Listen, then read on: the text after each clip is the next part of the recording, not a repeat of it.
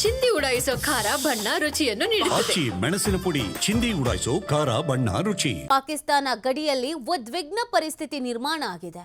5ನೇ ದಿನವೂ ಪಾಕ್ ಕದನ ವಿರಾಮವನ್ನ ಉಲ್ಲಂಘಿಸಿದೆ. ಗುಂಡಿನ ದಾಳಿಯನ್ನ ನಡೆಸಿದ ಪಾಕಿಸ್ತಾನ ಅಕ್ನೂರ್ ಸೆಕ್ಟರ್ನಲ್ಲಿ ಪಾಕ್ ಗುಂಡಿನ ದಾಳಿ ನಡೆಸಿರೋದು. ಕುಪ್ಟಾರ ಬಾರಾಮುಲ್ಲಾ ಜಿಲ್ಲೆಯಲ್ಲಿ ಫೈರಿಂಗ್ ಅನ್ನ ಮಾಡಲಾಗಿದೆ. ಪಾಕಿಸ್ತಾನಕ್ಕೆ ದಿಟ್ಟ ಉತ್ತರವನ್ನ ನೀಡಿದೆ ನಮ್ಮ ಭಾರತ ಸೇನೆ ಕೂಡ. ನೋಡಿ, 5 ದಿನದಿಂದಲೂ ಕೂಡ ಪಾಕಿಸ್ತಾನ ಬೇಕು ಅಂತ ಗಡಿಯಲ್ಲಿ ಅಪ್ರಚೋದಿತ ದಾಳಿಯನ್ನ ಮಾಡ್ತಾ ಇರುವಂಥದ್ದು. ಇದಕ್ಕೆ ತಕ್ಕದಾದಂಥ ಉತ್ತರವನ್ನ ನಮ್ಮ ಭಾರತ ಸೇನೆ ಕೂಡ ನೀಡ್ತಾ ಇದೆ. ಈ ಗುಂಡಿನ ದಾಳಿ ನಿರಂತರವಾಗಿ ಆಗ್ತಿರುವಂಥ ಹಿನ್ನೆಲೆಯಲ್ಲಿ ಹೆಚ್ಚಿನ ರೀತಿಯಾಗಿ ಅಲರ್ಟ್ ಆಗಲಾಗಿದೆ. ಹೆಜ್ಜೆ ಹೆಜ್ಜೆಗೂ ಕೂಡ ಭದ್ರತೆಯನ್ನ ಕಲ್ಪಿಸಲಾಗಿದೆ. ನೋಡಿ, ಭಾರತ ಮತ್ತು ಪಾಕಿಸ್ತಾನದ ನಡುವೆ ಯುದ್ಧದ ಭೀತಿ ಆವರಿಸಿಕೊಂಡಿದೆ. ಈ ಸಂದರ್ಭದಲ್ಲಿಯೇ ಇದೀಗ 5 ದಿನಗಳಿಂದಲೂ ಕೂಡ ಈ ಗುಂಡಿನ ಚಕಮಕಿ ಅನ್ನೋದು ನಡೀತಾ ಇರುವಂಥದ್ದು. ಅದರಲ್ಲೂ ಪ್ರಮುಖವಾಗಿ ಗಡಿ ಭಾಗದಲ್ಲಿಯೇ ಈ ಗುಂಡಿನ ದಾಳಿ ಅನ್ನೋದನ್ನು ನಡೆಸಲಾಗ್ತಾ ಇದೆ. ಇನ್ನು ಭಾರತವು ಪಾಕಿಸ್ತಾನದ ಮೇಲೆ ದಾಳಿ ಮಾಡೋದಕ್ಕೆ ಎಲ್ಲ ರೀತಿಯಾದಂಥ ಉಪಕರಣಗಳನ್ನು, ಶಸ್ತ್ರಾಸ್ತ್ರಗಳನ್ನು ಸಂಗ್ರಹಿಸಿಡ್ತಾ ಇದೆ ಅನ್ನುವಂಥ ಮಾಹಿತಿ ಗೊತ್ತಾಗ್ತಾ ಇದ್ದ ಹಾಗೇನೆ ಪಾಕಿಸ್ತಾನಕ್ಕೆ ಢವ ಶುರು ಆಗಿದೆ ಒಂದು ಕಡೆಯಲ್ಲಿ. ಇನ್ನೊಂದು ಕಡೆಯಲ್ಲಿ ಪಾಕಿಸ್ತಾನ ಕೂಡ ಈ ಯುದ್ಧ ಸಾರಿದ್ರೆ ಯಾವ ರೀತಿಯಾಗಿ ಎದುರಿಸಬೇಕು ಅನ್ನುವಂಥ ನಿಟ್ಟಿನಲ್ಲಿ ತಾನೂ ಕೂಡ ತಾಲೀಮನ್ನು ನಡೆಸ್ಕೊಂಡ್ರು. ಆ ತಾಲೀಮಿನಲ್ಲೂ ಕೂಡ ಹಿನ್ನಡೆ ಆಗ್ತಾ ಇದೆ ಪಾಕಿಸ್ತಾನಕ್ಕೆ. ಯಾಕಂದರೆ ಈಗಾಗಲೇ ಸುಮಾರು 1200ಕ್ಕೂ ಹೆಚ್ಚು ಸೈನಿಕರು ರಾಜೀನಾಮೆ ಕೊಟ್ಬಿಟ್ಟಿದ್ದಾರೆ ಪಾಕಿಸ್ತಾನದಲ್ಲಿ. ಪಾಕ್ ಮುಖ್ಯಸ್ಥನೇ ಇದರಿಂದ ಹಿಂದೇಟು ಹಾಕಿರೋದು, ಹಿಂದೆ ಸರಿದಿರೋದು.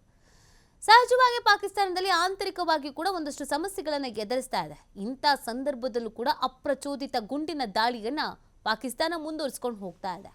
ಹಾಗಂತ ನಮ್ಮ ಭಾರತ ಸೇನೆ ಏನು ಸುಮ್ಮನೆ ಕೂತಿಲ್ಲ. ಇಲ್ಲಿಂದಲೂ ಸರಿಯಾದ ತಕ್ಕದಾದ ಉತ್ತರವನ್ನು ಕೊಡುವಂಥ ಕೆಲಸವನ್ನು ಭಾರತ ಸೇನೆ ಕೂಡ ಮಾಡ್ತಾ ಇದೆ. ಇದೀಗ ಪಾಕಿಸ್ತಾನಕ್ಕೆ ದಿಟ್ಟ ಉತ್ತರವನ್ನು ನೀಡಬೇಕು ಅನ್ನುವಂಥ ನಿಟ್ಟಿನಲ್ಲೇ ಸಕಲ ರೀತಿಯಾದಂಥ ತಯಾರಿಯನ್ನು ಮಾಡಲಾಗಿದೆ. ಆ ತಯಾರಿಯ ವಿಡಿಯೋಸ್ಗಳನ್ನು ಕೂಡ ಬಿಡಲಾಗಿದೆ. ಅಪ್ರಚೋದಿತ ಗುಂಡಿನ ದಾಳಿ ಯಾವಾಗಲೂ ಪಾಕಿಸ್ತಾನ ಈ ಕದನ ವಿರಾಮ ಉಲ್ಲಂಘನೆಯನ್ನು ಮಾಡ್ತಾನೇ ಇರುತ್ತೆ. ಇದೇನು ಹೊಸದಲ್ಲ. ಕೆಲವು ವರ್ಷಗಳಿಂದ ಸೈಲೆಂಟ್ ಆಗಿದ್ದಂಥ ಪಾಕಿಸ್ತಾನ ಈಗ ಮತ್ತೆ ತನ್ನ ನರಿಬುದ್ಧಿಯನ್ನು ಪ್ರದರ್ಶಿಸ್ತಾ ಇದೆ. ಜಾಗತಿಕವಾಗಿಯೂ ಕೂಡ ಪಾಕಿಸ್ತಾನದ ಬುದ್ಧಿ ಏನು ಅನ್ನೋದು ಎಲ್ರಿಗೂ ಗೊತ್ತಿದೆ. ಇದು ಮೊದಲನೇ ವಿಚಾರ ಅಲ್ಲ. ಶಿಮ್ಲಾ ಒಪ್ಪಂದ ಸೇರಿದಂತೆ ಬೇರೆ ಬೇರೆ ಒಪ್ಪಂದಗಳನ್ನು ಮಾಡಿಕೊಂಡಿದ್ದು ಎರಡೂ ಕಡೆಯಲ್ಲೂ ಕೂಡ ಶಾಂತಿ ಸೌಹಾರ್ದವಾದಂಥ ವಾತಾವರಣ ಇರಬೇಕು, ಗಡಿಯಲ್ಲಿ ಸೌಹಾರ್ದತೆ ಅನ್ನೋದು ಇರಬೇಕು ಅಂತ. ಆದರೆ ಈ ಪಾಕಿಸ್ತಾನ ಪದೇ ಈ ಉಲ್ಲಂಘನೆಯನ್ನು ಮಾಡುವುದರ ಜೊತೆಗೆ ತನ್ನ ನರಿಬುದ್ಧಿಯನ್ನು ಪ್ರದರ್ಶನ ಮಾಡ್ತಾ ಇದೆ. ಈ ಬಾರಿ ತಕ್ಕದಾದಂಥ ಉತ್ತರವನ್ನು, ತಕ್ಕದಾದಂಥ ಪಾಠವನ್ನು ಕಲಿಸುವುದಕ್ಕೆ ಭಾರತ ಕೂಡ ಸಕಲ ರೀತಿಯಾಗಿ ಸಜ್ಜಾಗಿರೋದು. ಯುದ್ಧದ ಕಾರ್ಮೋಡ ಆವರಿಸ್ಕೊಳ್ತಾ ಇದ್ದ ಹಾಗೇನೆ ಗಡಿಯಲ್ಲಿ ಉದ್ವಿಗ್ನ ಪರಿಸ್ಥಿತಿ ನಿರ್ಮಾಣ ಆಗ್ತಾ ಇದೆ.